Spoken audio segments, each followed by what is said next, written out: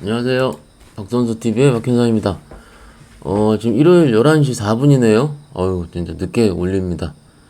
아마도 주무시고 계실 거고, 내일, 월요일은 바닥이 되었으면 하는 바람으로 이 영상을 준비해 봤습니다. 원래 주말에는 청소를 하고 제가 영상을 올려드리는데, 오늘은 오랜만에 대청소를 하는 바람에 매우 힘들었습니다. 그래서 저녁 때 이 영상 올려드립니다. 금요일, 일요일마다 뭐 이번 주에 해야 될 거라든지 기타 여러 아이디어를 올려드렸는데, 오늘 같은 경우는 이런 영상을 올려드린 이유는 저도 바닥이었으면 좋겠죠. 그래서 한번 찾아봤어요. 찾아보고 어떤 식으로 이해가 될지를 한번 고민을 해보도록 하겠습니다. 시작해보도록 할게요. 제목은 반대매매와 바닥, 개념과 이해. 반등 제발 나와라 나와라 나와라. 본 영상은 투자 권유를 위해 만들어진 것이 아니며 제작자 소속회사의 의견과는 관련이 없는 내용으로 투자 결정 시엔 전적으로 투자자 책임과 판단하에 결정되어야 합니다. 본 영상의 제작자인 저는 본 영상의 내용과 관련하여 선행매매 금지, 미공개 정보 중요 정보 이용 금지, 불공정 거래, 시세 조정, 부정 거래 행위, 시장 질서 교란 행위, 단기 매매 차익 거래 등 금지 등 자본시장법을 포함한 금융 관련 법규를 다 준수하고 있습니다. 그죠? 빨리 할게요. 기사를 보니 요런 기사가 나왔어요. 주식 반대 매매가 14년 만에 최대치다. 요즘 뭐 나오면 다 최대치죠. 그래서 421억 규모로 2017년도 4월 24일 426억을 기록한 이후 최대 수준을 보였다. 근데 저는 항상 이런 기사를 보면은 2007년도 요때랑 지금이랑 똑같이 비교하는 건 아니라고 생각을 해요. 이유는 시가총액도 커졌고 우리 투자자분들의 예탁금도 무지하게 늘어났기 때문에 그렇습니다. 그래서 비교를 요때 한번 해보는 거죠. 1월달 거의 비슷했던 것 같으니까. 그래서 한번 비교를 좀 이따가 해보도록 하고요. 반대매매가 뭔지부터 얘기를 해볼게요. 금요일날 3% 나가서도 얘기를 했는데, 신용융자를 통해서 매매하시는 분들이 있어요. 증권사에 돈 빌려서 주식을 사는 분들이죠. 그러면 이자를 내고요. 그죠? 이자를 내고 너무 많이 사서 평가 금액이 떨어지게 되면 담보비율이라고 얘기를 합니다. 그래서 담보비율 이하로 평가 금액이 떨어지게 되면 주식을 리스크 관리차. 왜냐면 무담보 계좌가 나오면 안 되기 때문에. 무담보는 우리가 쉬운 용어로 깡통이라 얘기합니다. 원금 대비해서 깡통이 털려버리면 그게 안 되죠. 그래서 그걸 방지하고자 일정 담보 비율 이하 됐을 때 담보를 채워 넣으시든 신용을 팔든지 하세요라고 얘기를 합니다. 그래서 140%가 그러는데 어떤 식으로 계산이 되느냐부터 제가 준비를 해봤어요. 일단 요거는 계산법을 알려준 거는 저희 회사 신용 쪽 담당하고 있는 우리 이종민 차장님, 차석인 제 동기분이 얘기를 해주셔서 제가 계산해 보도록 하겠습니다. 일단 원금 1억이에요. 1억. 1억 가지고 융자 비율 45%짜리 종목을 빌렸다. 50%짜리 종목을 빌렸다. 어떻게 하면 되냐면 HTS에서 현재가 1 화면을 누르면 빨리 해야 되겠다. 11시 반이면 끝나는데 이거. 어쨌든 융자 비율 50%로 써있죠. 50%. 그죠? 50%. 하이닉스는 50% 빌릴 수 있고, 삼성전자는 50% 빌릴 수 있고, SK머티리얼즈는 50%. 다 50%인가? 다 50%네, 웬만한 종목들이. 잠깐만. 그쵸? 크래프톤은 55%. 자, 볼게요. 그냥 45%짜리 기준으로 하면은 1억을 어떻게 하죠? 1억을 45%로 나누면 돼요. 그럼 최대 2억 2천 정도까지 빌릴 수 있습니다. 1억 가지고 2억 2천 주식을 살 수 있어요. 그럼 두 개 합치면은 얼마죠? 이게 왜 3억 천이 돼 있지? 합치면 요거 더하기 요거니까 3억 2천 정도 빌리는 거죠. 그죠? 맞죠? 그러면 3억 2천을 담보 비율을 하면 요 3억 2천을 융자한 금액 총 원금을 빌린 금액으로 나눈 걸 담보 비율이라고 얘기합니다. 그럼 145%가 되죠. 근데 아까 우리 자료에서 증권사에서는 140% 이하로 하면은 반대매매를 하면 안 된다, 반대매매를 한다라고 했는데, 그러면 얼마 정도 되느냐, 대충 여기 아까 3억 1천으로 계산해보면 돼요. 3억 1천이 되면은 140%거든요. 그럼 아까 3억 2천이었잖아요. 3억 2천에 3억 1천이면 1%당 310만 원이니까 대충 원금 대비해서 한 종목을 몰빵쳐서 다 샀을 때 3%만 빠져도 바로 담보 부족이 나요. 엄청 무섭지 않나요? 그래서 풀 레버리지로 사지 말라는 게 이런 얘기입니다. 그러면 아까 크래프트는 종목은 55%짜리였죠? 그죠? 55%짜리 종목을 빌리면 1억 8천 정도 빌릴 수 있어요. 그럼 155%가 나오죠. 예를 들어서 빌리는 거를 1억 8천은 안 빌리고 편하게 그냥 1억 가지고 한 8천만 원 빌렸다. 800이 아니고 8천만 원 빌렸다 하면 225%예요. 이 정도 여유 있어요. 1억까지 한 8천만 원 빌리면. 쉽죠? 그래서 너무 많은 레버리지를 쓰지 말아라.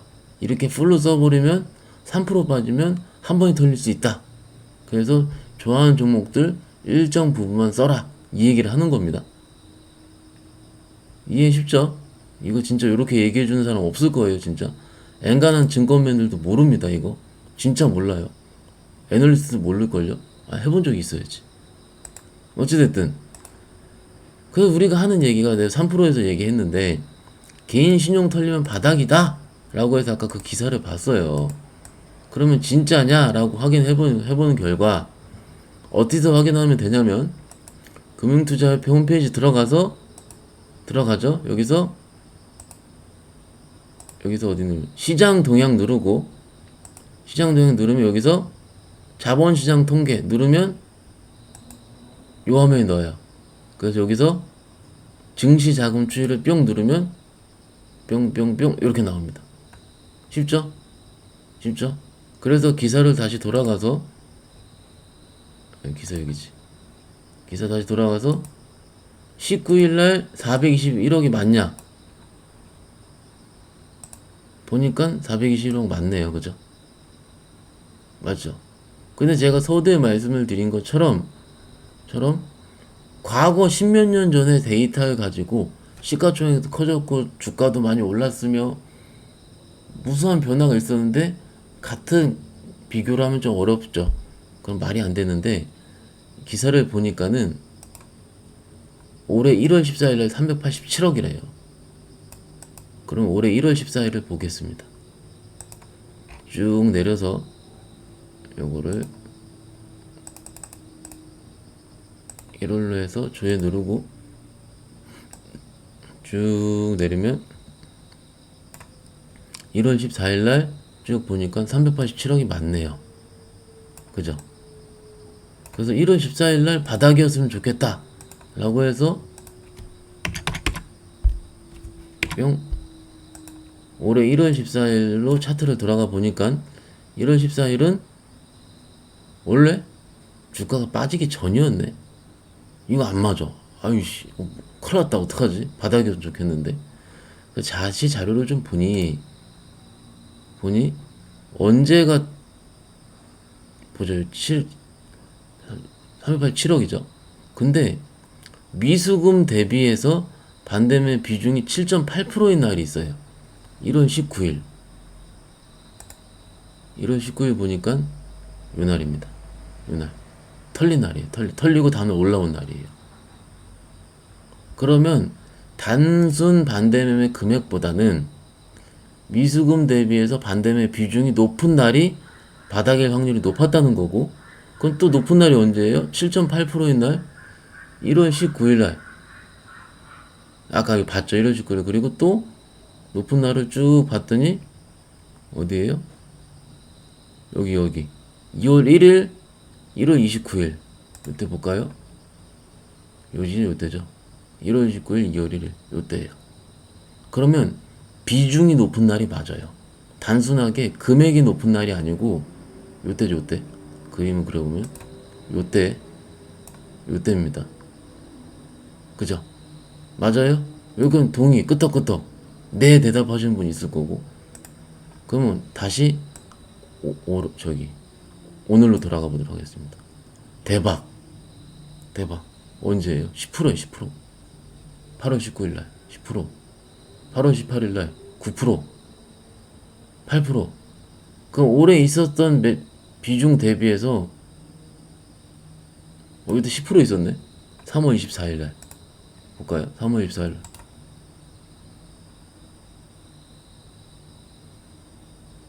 요날이죠. 요날 요때 거의 바닥이 맞대니까는. 그러면 다시 자료로 돌아와서 10% 넘었던 날이 올해 두 번째 3월 24일 다음에 요때입니다. 요때 19일이었습니다. 그러면 엔간하면 다 나온 겁니다. 엔간하면 좀 이해하기 편하죠? 이렇게 분석하는 사람 없습니다. 어느 애널리스트 자료 봐도 안 나옵니다. 이거 저도 지금 오늘 찾아보면서 좀 전에 내가 진짜로 이걸 찾았구나, 너무 기분이 좋았습니다. 그래서 저는 월요일은 웬만하면 반등이 나올 것 같습니다. 안 나오면 할 수 없지만 웬만하면 나올 것 같습니다. 어때요? 괜찮죠? 이 내용. 반대의 시간은 9시 얘기 드렸고, 시장가입니다. 시장가. 그죠? 그리고 저축은행은 케이스 바이 케이스라고 말씀을 드렸습니다. 여튼 어떤 식으로든지 저는 바이사이드라 얘기하죠. 셀사이드가 아니고 바이사이드인 직원 및 투자자로서 주식이 올랐으면 하는 바람을 가지고 있고, 소위 시장에서 돌아다니는 이런 얘기를 가지고 바닥을 예측해 본 결과 요 정도면 거의 다 나오지 않았나라고 생각을 해봤습니다. 그리고 종목은요, 바닥 나오고 찾아도 늦지 않습니다. 그죠? 그리고 어떻게 찾는지는 요때 다 얘기를 드렸고요. 그죠? 다 드렸고, 요 정도면 정말로 양질의 자료인 것 같습니다. 그죠? 그래서 일단은 밤늦게 이런 내용 말씀드렸는데 걱정하지 마세요. 저도 금요일 정도면 거의 바닥권이라 생각을 했거든요. 그러니까 반등은 나올 겁니다. 나올 거니까는 너무 힘들어 하시지 말고, 내일 아침에 다시 장이 열릴 텐데 그때 또 플러스 나면 신나게 매매해 보시면 됩니다. 어려워하시지 말고, 고민하시지 말고, 힘들면 커피 한 잔 마시고 오세요. 아무튼 잘 주무시고 내일 또 뵙도록 하겠습니다. 감사합니다.